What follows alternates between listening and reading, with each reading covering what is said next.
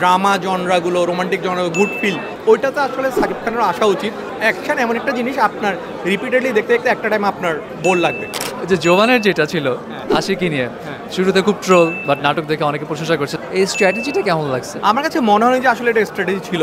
অনেক ভালো কন্টেন্টটা মাঝে মাঝে ট্রোল হয়ে যায় যদি আমরা ঠিকমতো প্রমোশনটা করতে না পারি। দাদা, হ্যাঁ, আপনি সিনেমা কবে নিয়ে আসবেন? বা মনে হয় নিয়ে আসবেন রিয়েল সুন? আপনার কয়টা পোস্ট নিয়ে কিছু একটা ইঙ্গিত দিচ্ছে এরকম? ইচ্ছা আছে আগামী বছরে নিয়ে আসার আর কি। সো প্ল্যান করছি, মানে সব কিছু আগাচ্ছি। যদি সব কিছু ঠিক থাকে আগামী বছর আশা করে নিয়ে আসবো। আপনার জনরাটা কি হবে? অবশ্যই রোমান্টিক হবে, প্রেম নিয়ে কথা বলতে চাই। So, এখানে আপনি মানে হিরো হিসেবে কাকে দেবেন? যারা সিনেমা করছে ইউজুয়ালি তাদেরকে, নাকি নাটক থেকে কেউ একজন আসবে এখানে? না, প্ল্যান আছে সিনেমা থেকে, এখন আসলে ওইগুলি প্ল্যান হয়নি, কিন্তু সিনেমা থেকে কাউকে নিতে চাই। প্রথম কাজ হিসেবে সিনেমা থেকে কাউকে নিতে চাই।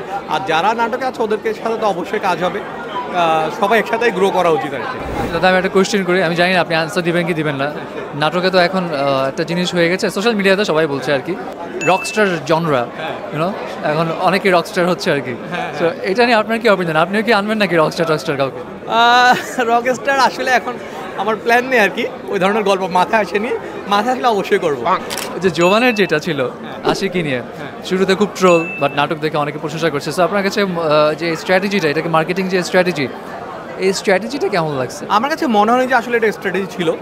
হয়তো ওরা প্রমোশন করতে চাইলো। আমি এ ধরনের একটা এক্সপিরিয়েন্স করেছিলাম। লাভ সেন্টার আমার একটা কাজ ছিল। তো শুরুতে জোবানের লুক দেখে অনেকে ট্রল করেছিল, কিন্তু লাভ সেন্টার আমি বলেছিলাম এটা আমার জোবানের সবার সবচেয়ে বড় হিট হবে, সবাই দেখে প্রশংসা করবে।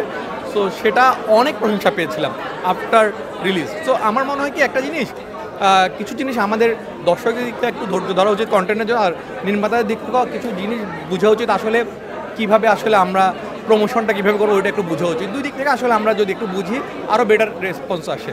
অনেক ভালো কন্টেন্টটা মাঝে মাঝে ট্রোল হয়ে যায় যদি আমরা ঠিকমতো প্রমোশনটা করতে না পারি বা ঠিকমতো আসলে গুছিয়ে বলতে না পারি। তো আমার কাছে যেটা মনে হয় এখন তো ভালো রেসপন্স পাচ্ছে, তো এটাই পজিটিভ আর কি। শাকিব খান ফাটায় দিতেছে, তাণ্ডব করলো, বরবাদ করলো, তুফান করলো। তো যারা দেখছে তারা হ্যাপি, সবাই happy. At the same time কিছু দর্শক এমন আছে যারা বলছে যে তার একটু ডিফারেন্টভাবেও কাজ করা উচিত। সো আপনার কাছে কী মনে হয় তার কোন জনরাতে এখন যাওয়া উচিত অ্যাকচুয়ালি? নাকি আপনি রোমান্টিক জনরা নিয়ে নেবেন?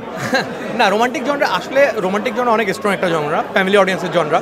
যেমন আমরা উৎসবের যদি এই যে রেসপন্সটা দেখছি, খুব ভালো রেসপন্স। সো এটা অনলি ফর ফ্যামিলি অডিয়েন্সের জন্য। So family audience romantic drama জনরাগুলো, romantic genre, good feel good, সেটা আমরা বলি ফিল গুড সিনেমা, ওইটাতে আসলে সাকিব খানের আসা উচিত। যেটা হচ্ছে অ্যাকশন এমন একটা জিনিস আপনার রিপিটেডলি দেখতে দেখতে একটা টাইম আপনার বোর লাগবে। একজনকে একটা টাইমে দেখতে দেখতে আপনি এটা দেখবেন, সাউথের মুভিগুলিকে দেখেন, এখন দেখেন অনেক অ্যাকশন মুভি ফল করছে। সো ওরাও ট্রাই করছে একটা ওদের। আপনি রিসেন্টলি প্রভাসকে একটা হরর সিনেমা ট্রাই করেছে, কমেডি হরর। সো ডিফারেন্ট জনের সবারই ট্রাই করা উচিত, কারণ প্রত্যেকটা শ্রেণীর দর্শক আছে। তো আমার মনে করি ভেরিয়েশন দিলে দর্শকও বোর হবে না সেই জায়গা থেকে।